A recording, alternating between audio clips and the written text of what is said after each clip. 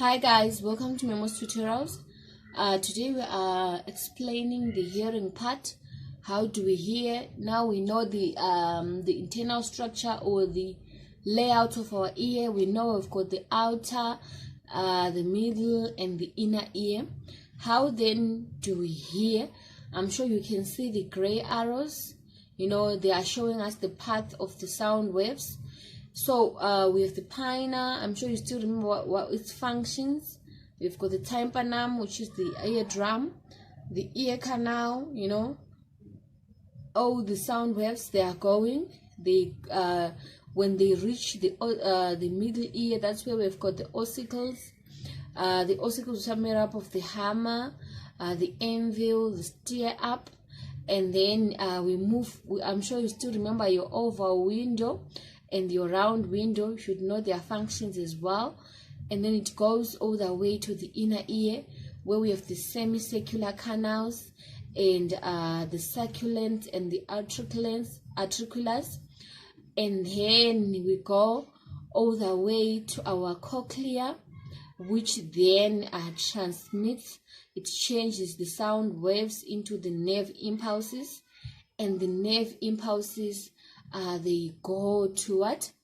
To their sent to the brain, right?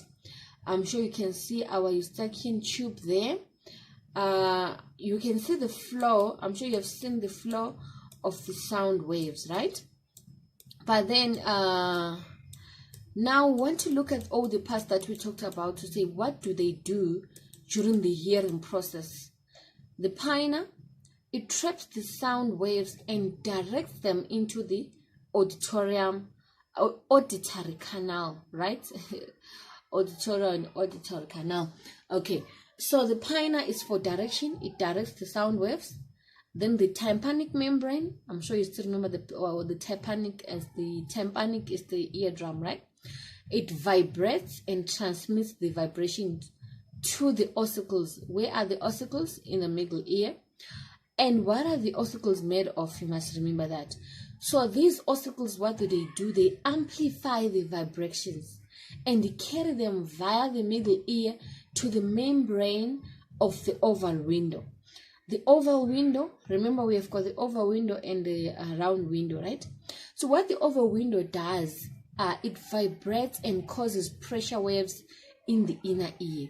So going back to our diagram there, you will see that this the sound waves, they go through the oval window, not through the round window. Take note of that.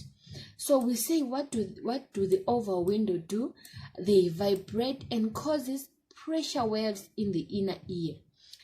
And once we are in the inner ear, we have the cochlea.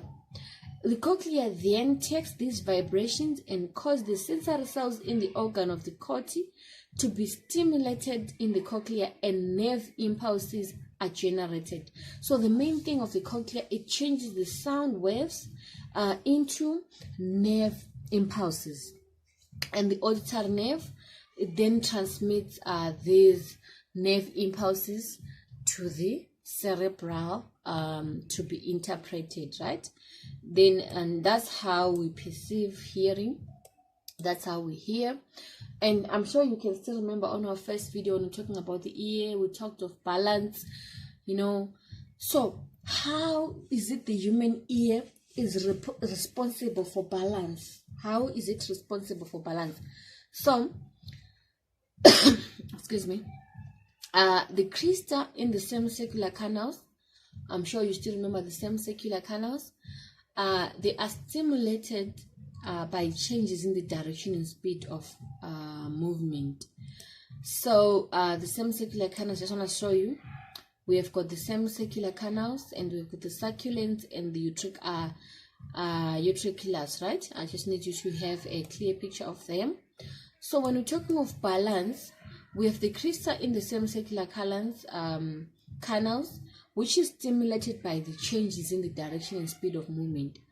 And with the macula in the circulants, I'm sure you remember the circulants, and the utriculars, these are stimulated by changes in the position of the head.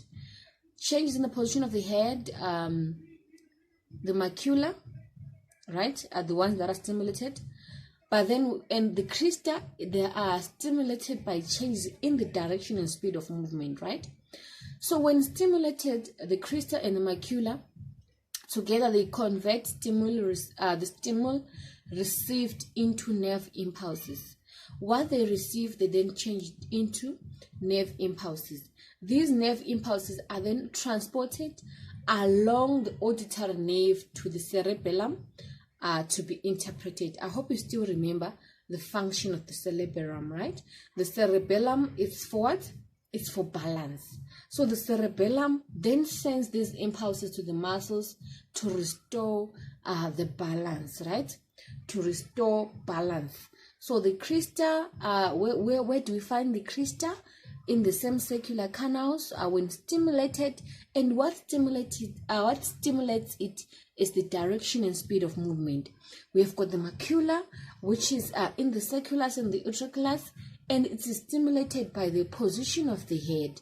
When these two are stimulated, the stimulus in them is converted to nerve impulses that will go along with the auditory nerve, and when it reaches your brain in the cerebellum, that's when the cerebellum sends impulses to the muscles to restore balance. Okay, so on our next video, we'll be looking at hearing defects, issues with hearing, which is a very, very short thing. And our next topic that we'll be looking at, it will be the endocrine system, right? In fact, we can actually cover it here. I can see our minutes. They are not so long, so we are only at 7 minutes. So if you can make it to 10 minutes, I'm sure you guys can still concentrate online for 10 minutes. So when I'm talking of hearing defects now, I'm sure you know you have come across some people with hearing defects. You know, mostly we have middle ear infection. I'm sure you remember what the middle ear is made up of. When your middle ear is infected, it means excess fluid in the middle ear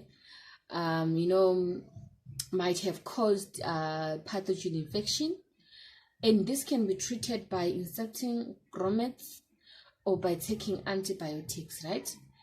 I'm sure you've seen people with ear infections. There'll be pus coming out, their ears will be clogged, like they'll be filled with a lot of stuff. Okay, so inserting grommets or taking antibiotics can actually help those people. And we have people that are deaf, they totally cannot hear. So these people, it's usually due to injury to parts of the ear. It can either be the nerves or parts of the brain responsible for hearing, or it can be the hardened wax. I'm sure you know that your ears have got some wax. So if the wax is hardened, it can actually bring about deafness. And then hardening of ear tissue, such as the ossicles. So the ossicles, they mustn't be hardened. Once they get hardened, then we have a problem. It means the sound waves will not be transmitted effectively, and you will not be able to hear anything. So how then can we correct this type of deafness? We have what we call hearing aids. I'm sure you've seen people with hearing aids. You really need to be loud when speaking to them. They will be able to hear you through the help of the hearing aids. Or you can actually give people the cochlear implants. The cochlear implant, remember what the cochlea does? It changes the sound waves, into the nerve impulses. So now if you have the cochlear impulse